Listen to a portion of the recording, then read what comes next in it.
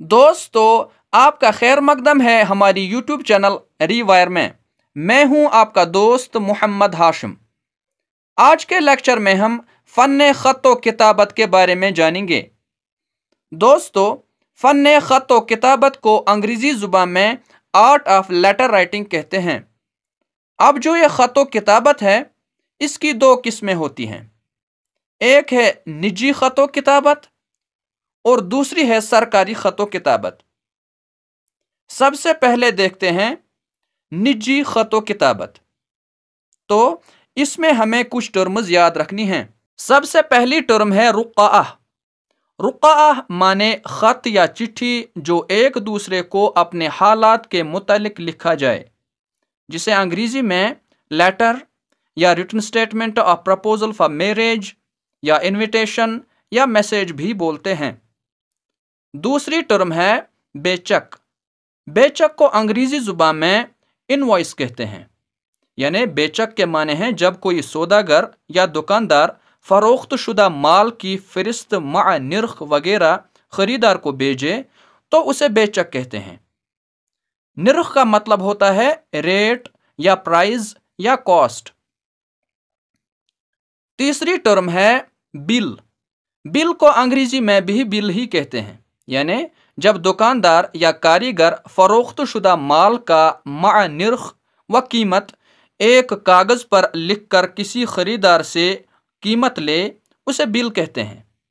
जब हम बिजली खर्च करते हैं तो महकमा बिजली की तरफ से हमारे घर पर माहाना बिजली की बिल आती है, जिस पर लिखा होता है कि हमने महीने में बिजली के कितने यूनिट खर्च किए हैं। चौथी टर्म है फ़र्द। फ़र्द के माने हैं चीज़ों के नाम दर्ज करके एक फ़हरिस्त मुरतब करना। पांचवी टर्म है हुंडी। हुंडी को अंग्रेज़ी ज़ुबान में चेक या डिबेंचर या ऑर्डर या प्रोमिसरी नोट या लेटर ऑफ क्रेडिट या बैंक ड्राफ्ट या मनी ऑर्डर या जो हवाला लेन देन का खुफिया तरीका है, उसको भी हुंडी कहा जाता है। यानी जब कोई दुकानदार किसी शख्स को एक तहरीर लिखे कि इतना रुपया फलां शख्स को दे देना, उसे हुंडी कहते हैं। दोस्तों, अब हम आते हैं कि एक ख़त के कितने हिस्से होते हैं। तो ख़त के 4 हिस्से होते हैं: पेशानी, अलक़ाब, मज़मून ख़त और ख़ातिमा। पेशानी पर बिल्कुल ऊपर दाएं तरफ उस जगह का नाम लिखना चाहिए जहां से ख़त जा रहा है और उसी के साथ दूसरी सतर में तारीख। मसलन अगर हम एक ख़त की जो पेशानी है वो लिखेंगे तो हम यहाँ इस दाएं साइड पर लिखेंगे श्रीनगर, यानी श्रीनगर से हम ये ख़त लिख रहे हैं। फिर दूसरी सतर में उसी के साथ लिखेंगे 27 फरवरी सन 2024 ईस्वी, मतलब उस दिन की तारीख जिस दिन ख़त लिखा। इसके बाद आता है ख़त का दूसरा हिस्सा यानी अलक़ाब। तो अलक़ाब जो है वो उस इंसान के लिए है जो मकतूब इलैहि है, यानी जिसको आप ख़त लिख रहे हैं।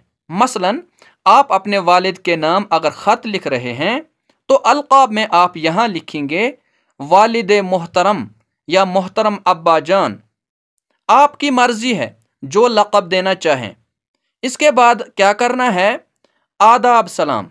जैसे ये हमने लिखा वालिद मोहतरम, फिर लिखेंगे अस्सलामु अलैकुम। इसके बाद आता है ख़त का तीसरा हिस्सा यानी मज़मून ख़त।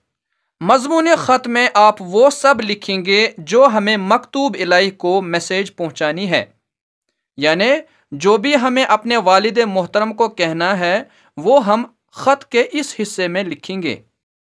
इसके बाद आता है ख़त का आखिरी हिस्सा यानी ख़ातिमा।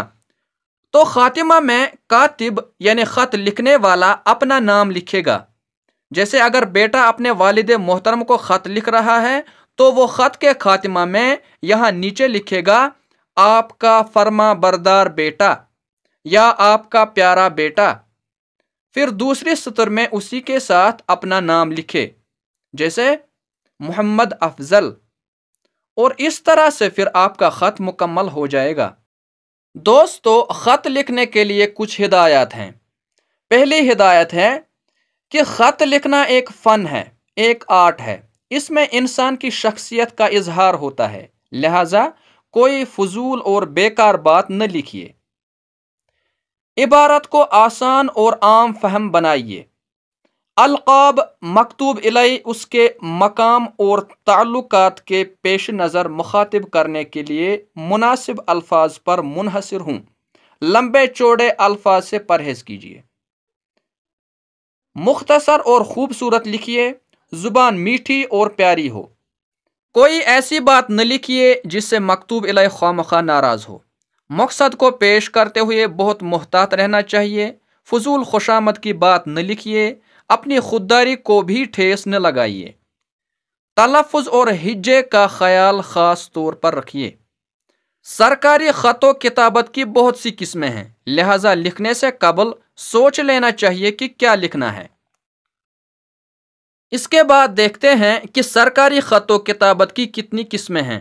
تو سرکاری خط و کتابت کی جو قسمیں ہیں وہ ہیں درخواست، پروانہ، حکم نامہ، رپورٹ، اطلاع نامہ، نوٹس، سمن، رسید، سرٹیفکیٹ وغیرہ۔ تو دوستو، آج کے لیکچر میں اتنا ہی۔ ملتے ہیں اگلے لیکچر میں، تب تک کے لیے خدا حافظ۔